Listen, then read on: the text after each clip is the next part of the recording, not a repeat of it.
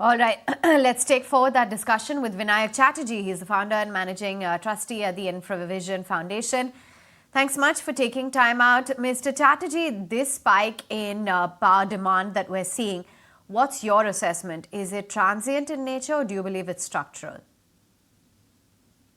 I personally think it is structural, largely because the focus on renewables has certainly led to a certain attention moving away from baseload capacities, whether it is hydro, coal, or gas.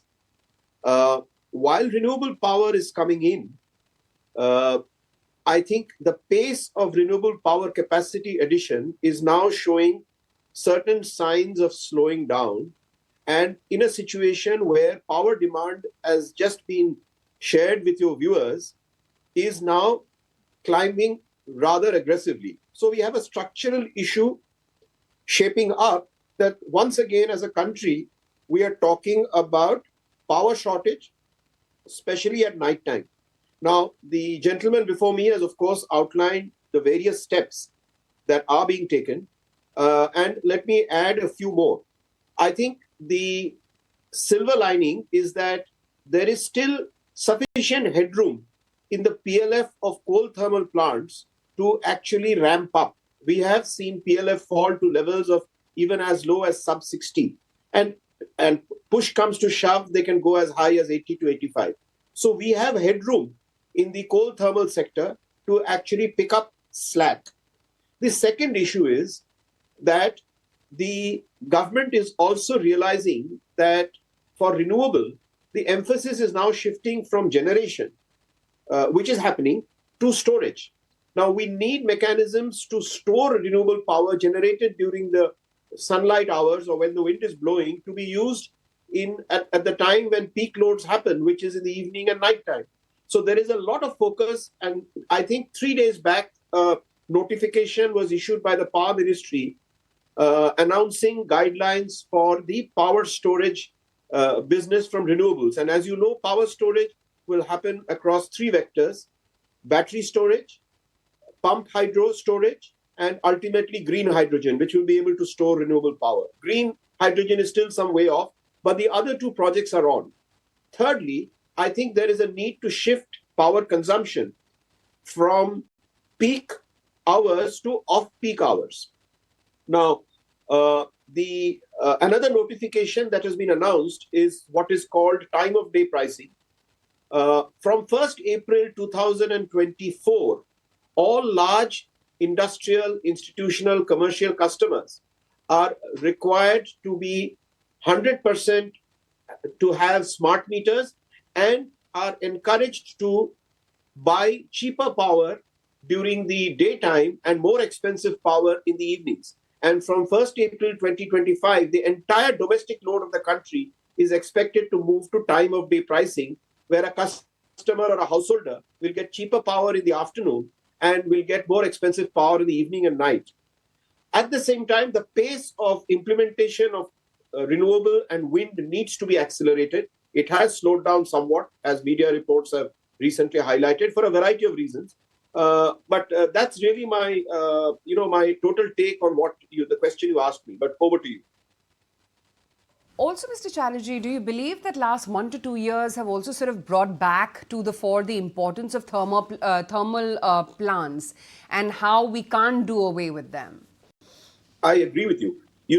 While it is natural and appropriate in today's climate change context to get excited about green power, one can't forget that as a country, two things are important for us. One is that we have huge coal reserves, and it is a natural resource available to the country for use.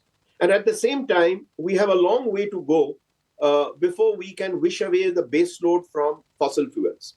And therefore, attention needs to come back. Now, why say this with the full consciousness that the industry also needs to take steps for emissions control, whether in terms of flue gas, FGD, and others. Now, it is common knowledge that in spite of many instructions including strictures by the regulator, by the CEA. Matter is in Supreme Court, but a large portion of Indian coal thermal operators have honestly not implemented what is called the flue gas or emissions control, pollution control equipment. So we need this to go hand in hand, a renewed focus on base load through coal and gas, and a renewed focus on installing state of the art pollution and emission control equipment, which should be the cost of which should, without question, be allowed to be passed through by the regulator in terms of tariff. But let me stop here. Fair point. Now, my point is that at what point in time the industry will start feeling the heat of viability? There is a shortage and prices are going higher. But there is an economics involved when it comes to the power pricing. At how far are we away from what happened in 2010 and 11, where everybody expanded in power and then the cycle reversed? Look, we are now faced with a demand shortage. We are now faced with a demand surge with a supply shortage. So the apprehension in industry, which is the largest consumer of power, is that in the short to medium term, and I say this, which is from now to the next 3-4 years, you are actually going to see an increase in power rates, particularly in merchant power rates, in the power that is traded, as well as fresh PPAs. You're going to see an increase in power rates, and that is something that Indian industry needs to be prepared for before all the measures we talked about a little while ago kick in and hopefully start evening out or balancing power demand. My next point is that while a lot has done in terms of transmission losses, smart metering, a lot has been done in terms of adding solar capacity, next 2 to 3 years, if there is a demand-supply mismatch, it may just have an impact in terms of the capex cycle which we are talking about, because next 2 or 3 years is where the acceleration, I guess, would be highest.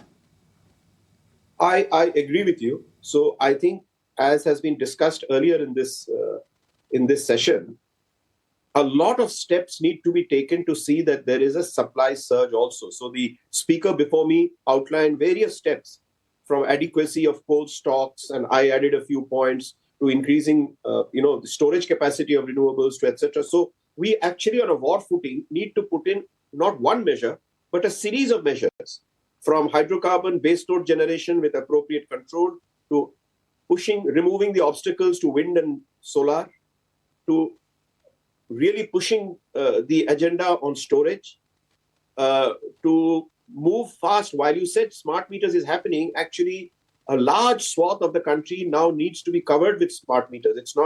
It's not as universal a coverage that you and I think. So that push has to come. And all these bundle of initiatives need to be synchronized and acted upon together for us to manage what I would call the short to medium term, which is looking, as you rightly pointed out, to a situation of demand often or scarily exceeding supply availability. Mr. Chatterjee, I always, seek your thoughts in terms of what should our viewers do who are looking at really connecting the big trends in terms of infrastructure, power, ports to some money-making ideas. 2 years ago, you told us that look at companies which are in road construction, then irrigation.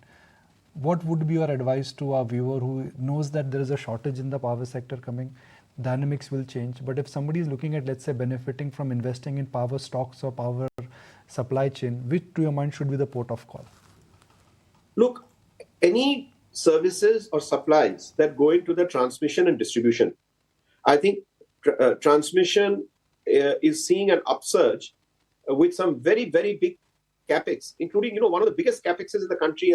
About 30,000 crores is a transmission line from Ladakh to Sonepat in Haryana. Similarly, to connect renewables capacities which are coming up in very remote areas, in the deserts, in central India, a huge amount of transmission work is happening. And with the focus on distribution companies to increase their efficiency, from transformers to wires to installation of smart meters, there is a huge demand for smart meters. So I would advise people who are looking at companies to actually in the power sector focus on companies who are developing renewable power and all the services and products that go into transmission and distribution. That would be my view right now.